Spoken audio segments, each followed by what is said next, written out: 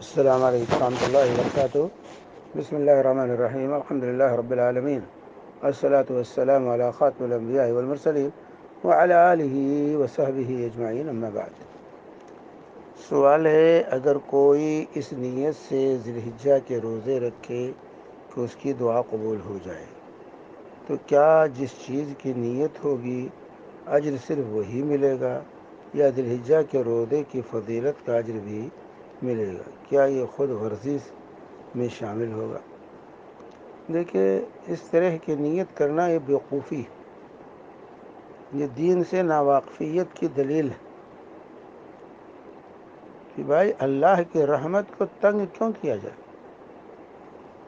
اللہ کی رحمت بڑی کشادہ ہے، اس طرح تنگ نہیں کرنا چاہیے. انما الاعمال بالنیات، عمل کا دار و مدار نیت پر. جیسی نیت انما لکل امرئ ما نوى، جیسی نیت کریں گے ویسے معاملہ ہوگا، ویسے اجر ملے گا. تو آپ نے ذی الحجہ کا روزہ ذی الحجہ کی نیت سے نہیں رکھا کہ ذی الحجہ میں اعمال صالحہ اللہ کو سب سے زیادہ محبوب ہیں اس لیے ہم روزہ رکھیں. نہیں، آپ نے اپنی دعا منوانے کے لیے روزہ رکھا ہے کہ ہماری دعا قبول ہو جائے. تو جیسی نیت ویسی برکت، جیسی نیت ہوگی ویسی برکت ہوگی. لیکن اگر انسان ذی الحجہ کی فضیلت کو سامنے رکھتے ہوئے روزہ رکھتا پھر دعا کرتا تو اس کو دونوں چیزیں حاصل ہو جاتی، دعا کی قبولیت بھی ہو جاتی اور ذی الحجہ کے فضائل بھی اس کو حاصل ہو جاتے. لیکن ہم اپنی حماقت سے اللہ کی رحمت کو تنگ کرنے کی کوشش کرتے ہیں، اس لیے ذی الحجہ کا روزہ رکھیں گے کہ ہماری دعا قبول ہو جائے. ٹھیک، لیکن جو ہے ذی الحجہ میں روزہ رکھنے میں اعمال صالحہ میں کس قدر اجر ہے، ثواب ہے، اس کی کتنی اہمیت ہے، یہ ان احادیث کو پڑھیے جس میں اعمال صالحہ کی طرف توجہ دلائی گئی ہے کہ اللہ تبارک و تعالیٰ کو عشر ذی الحجہ میں سب سے اور دنوں کے بنسبت سب سے زیادہ اعمال صالحہ زیادہ محبوب ہے، زیادہ قدر کی نگاہ سے دیکھتا ہے.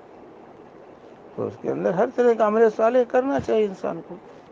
تو روزہ رکھ رہا ہے کہ ذی الحجہ کا عشرہ ہے اس لیے ہم روزہ رکھ رہے ہیں، یہ نیت ہونی چاہیے. اور روزہ دار کی دعا اللہ قبول کرتا ہے، روزہ دار کی دعا اللہ تعالیٰ رد نہیں کرتا ہے. آپ روزہ رکھتے، اللہ سے دعا کرتے، آپ کو ذی الحجہ میں روزہ رکھنے کا بھی اجر و صلہ مل جاتا اور آپ کی دعا بھی قبول ہو جاتی روزے کی حالت میں. تو چونکہ ہم دین پڑھتے نہیں، شریعت سے واقفیت لیتے نہیں، بس معاشرے میں جو دین دیکھ رہے ہیں اسی پر اکتفا کرتے ہیں کہ یہی دین ہے، یہ کلچرل دین ہے. اصل دین اللہ کتاب میں، اللہ کے رسول کی سنت میں. اصل دین جاننا چاہتے ہیں تو کتاب و سنت کا علم حاصل کیجیے، شریعت کا علم حاصل کیجیے تاکہ دین صحیح طور سے ہماری زندگی کے اندر آ سکے. وصلی اللہ علی نبینا محمد وعلی آلہ وصحبہ وسلم. السلام علیکم ورحمۃ اللہ وبرکاتہ.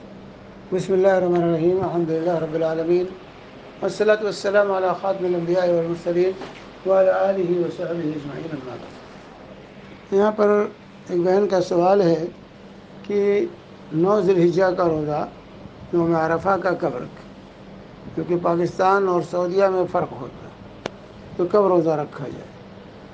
دیکھیے، یہ دین نیا نہیں آیا، یہ 1400 سال پیشتر یہ دین نازل ہوا اور آج تک لوگ روزہ اپنے اپنے حساب سے رکھتے رہے.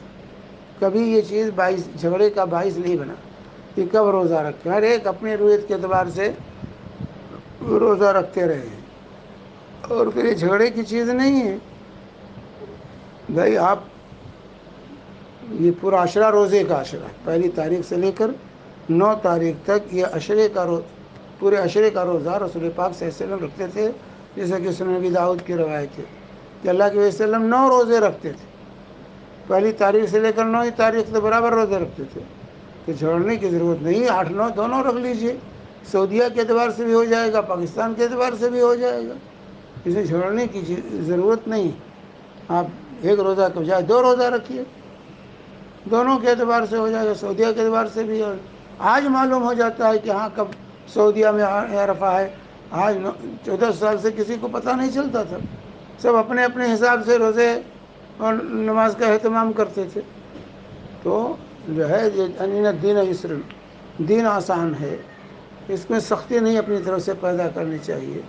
تو بہرحال اس میں جھگڑنے کی ضرورت نہیں ہے. آپ 8 9 دونوں تاریخوں کو روزہ رکھ لیجئے اور اس سے دونوں اعتبار سے روزہ ہو جائے گا. وصلی اللہ علیہ نبینا محمد وعلی آلہ وصحبہ وسلم.